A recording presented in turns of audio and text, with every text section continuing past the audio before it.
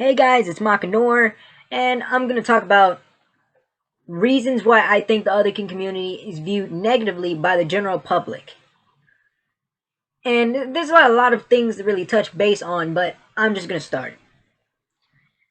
Media. Media is a heavy, and primarily in my opinion, the most important reason why the Otherkin community is so negatively viewed. There's this stereotype that is portrayed towards the general public that otherkin are special snowflakes and mental nutcases that need to be put in mental institutions. But the thing is, people get these conclusions based on radical idiots and mentally ill people on Tumblr are basically, bad representatives of the otherkin community from documentaries and interviews and videos. Whereas in my opinion, the people that make these documentaries, these articles, these videos, they don't pick out fair representatives for the Otherkin community. They just grab the first person that they see and just basically broadcast that person as the base blueprint or the standard for all Otherkin. And one of the main kin types, or one of the main communities in the Otherkin community, or sub communities in the Otherkin community, that sets this negative standard is Therians. Because there's always somebody doing something. There's always some type of article or some example of somebody doing something idiotic or animalistic, but the media doesn't seem to clarify. It doesn't clarify that there's a difference between teenagers dressing up like wolves for a fashion statement. It doesn't seem to clarify that furries are people that wear animal fursuits and have personas for whatnot for their own personal reasons, whereas otherkin are people that spiritually believe that they are, in one way or another, non-human or have a non-human soul. They don't seem to clarify that not all Therians wear tails or collars or leashes or bark at things, that not all Therians are canines, that not all Therians and not all otherkin are attention seekers, that otherkin aren't special snowflakes. It just seems to keep on broadcasting the same type of bad negative stereotype of otherkin. Basically the canine Therian person that wears some collar and the ears and a tail and just barks at things and licks people and just acts stupid. And people eat that up. They eat that up without basically doing any more research, because that's how the general public is. The general public is a consumer. They consume what they basically consume what they see. The first thing they get their hands on, they consume it. It doesn't matter if the article is good or bad. The general public takes that as it is. They take it at face value. They don't research deeper. They don't take it with a grain of salt. The general public will take whatever it sees as that. And that's the sad thing. But I'm going to move on to the next part. Another reason the otherkin community is viewed so negatively is a lack of transparency. And I'm going to have to say this about the otherkin community. There are people in the otherkin community that act like elitist. They act like they can't tell non-otherkin people, that they can't tell the general public what otherkin are or aren't. That they can't basically give an explanation. That they can't, let people in and let people know. And that creates this gap. That creates this huge lack of trust and transparency and ability for people to actually get information from the source. If the general public can't ask the otherkin community, what are otherkin? If the otherkin community can't provide a decent, reasonable answer, a decent, reasonable blueprint of what a decent otherkin is, or what the average otherkin person is, then the general public will take and consume these negative documentaries, these negative or horribly done interviews. They will take this and they will basically cast a broad blanket on the whole otherkin community. It doesn't matter what kin type you are. It doesn't matter if you have a doctorate degree. It doesn't matter if you have a PhD. None of that matters. None of that matters to the general public. The moment they put two and two together, the moment they put the negative stereotype they have of otherkin from in their heads with the image of you, doesn't matter if you're a doctor, it doesn't matter if you're a nuclear physicist, the fact that you're otherkin automatically invalidates all of that. It automatically makes you a mental nutcase that needs to go to a shrink. And that's the sad thing. And let alone the transparency of the lack of transparency in the otherkin community, there's a division, a divisiveness in the otherkin community itself.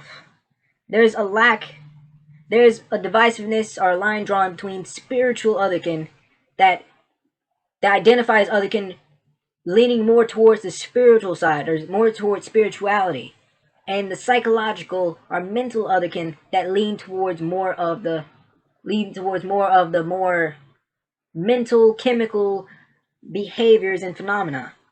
There's atheists and there's different types of people that have different types of religions and spiritual practices in the otherkin community. But what it comes down to in the otherkin community is whether one is spiritual or mental, whether they're spiritual otherkin or psychological otherkin. And another thing that splits the community is peace shifting. That's always been the whole taboo. It's just been taboo to talk about because no one in the otherkin community wants to talk about the possibility of shape shifting because it brings out the crazy. It brings out some people from the spiritual side that believe that they can actually peace shift right then and there, and some people claim that they can peace shift. And you have the psychological otherkin asking for proof, and the spiritual otherkin or some fakes and role players, they can't give proof and they come up with crappy excuses. And this is why it's taboo, because it leads to the endless circular argument. You can't prove it, but you have people that keep saying that they can do it. And you have this imbalance of power, I guess, this imbalance of respect in the otherkin community. You have psychological otherkin that act as elitists, who sit at the top of the otherkin community, who act as though they define what otherkin are or aren't, that they know what is in each individual's hearts, that they can judge each and every individual to the standard that they hold individually. And I disagree with that. I believe that every person that is otherkin is on a broad spectrum. There is a spectrum for otherkin. You have the spiritual otherkin on one end, you have the psychological otherkin on the other end, and you have the symbolic otherkin in the middle. But there's not that many symbolic otherkin. There's not that many. There's various shades between spiritual otherkin and psychological otherkin. But the thing is, there is apparently, from what I've seen, the psychological otherkin are the most dominant spectrum in the otherkin community. And everybody that tries to discuss anything spiritual, it becomes a debate. You go into the otherkin community. If you're just like a newly awakened otherkin and you join some group or something, or you join a forum, it's a debate. It's, why do you identify as this? What do you identify? And there's no, apparently, from what I've experienced and saw with psychological otherkin, there's no accurate answer. There's no definitive answer. And that's the thing. As being otherkin, there is no definitive answer. You could tell them, why psychologically identify as this because, and they'll say, well, why? They'll keep asking why, or demand more. Like, one answer leads you to 3 other questions, and you have to answer those questions, and that becomes 9 questions and 27. And at the end of the day, they just tell you, you're not otherkin. But at the end of the day, even if you are otherkin, we always question ourselves. We question what we identify as. We question whether our kin type or stereotype is what we actually identify as. We question why we identify as these things. We are always in the process of self-doubt, self-questioning, inner searching, inner reflection, and research. But apparently that's not good enough. Apparently that's not good enough for some psychological otherkin, for some otherkin in the otherkin community, because they're elitist. You have to fit their definition. You have to lick their boots to be considered a part of that community. And that elitism does not bide well. When you have all these factors factoring in, the otherkin community doesn't look good. And you have, I'm going to name some examples. As for a lack of transparency, I saw this British Therian posting on a page that was making fun of some Therians in the local town that he was in. Some people were making fun of the Therians, calling them mental shrinks or mental nutcases, and a good bit of people in that town asked what are Otherkin, that they're not bashing them, that they're curious. And that Therian that basically engaged them in comments, they basically said, you don't understand. They kept repeating, you don't understand, you would never understand, I can't explain it to you, you wouldn't understand. But that's the thing. These people are trying to understand. There's some people in the general public that try to understand.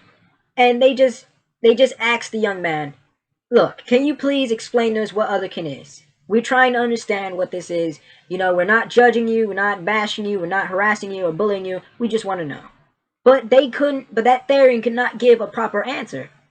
And when you have this lack of transparency, when you have these bad examples or bad models or representatives from the Otherkin community or that are rejected from the Otherkin community doing these interviews and documentaries, you have basically all you need to bash Otherkin. All you have to do is just point to one Therian, one Otherkin, or whatever in a documentary and say, well, look, that one bad representative fits all of them. And it doesn't. There's different shades. There's always some bad apples in a group. We all have the communities, whether it's a religious community, a race community, or some type of subculture or hobby community. There's always some people that take things to the extreme. Or you always have a couple of bad apples. But the thing is, it's always good to explore the community, to explore and see the various types of people in there before you jump to this broad assumption or conclusion that all Otherkin are mentally ill, that all Otherkin are somehow people that deserve to be in a hospital, all Otherkin are, dangerous or violent. No. And the whole special snowflake thing, that's something that's become synonymous with Otherkin. Otherkin are considered special snowflakes. That is not the case. That is not the case. And being Otherkin, I can say this. There's nothing special about it. At the end of the day, there's nothing special about it. And any Otherkin that believes that they're any more different from any other human being or anybody else, that's a lie. Being Otherkin does not make you special. Being Otherkin does not make you any more better than any other human being.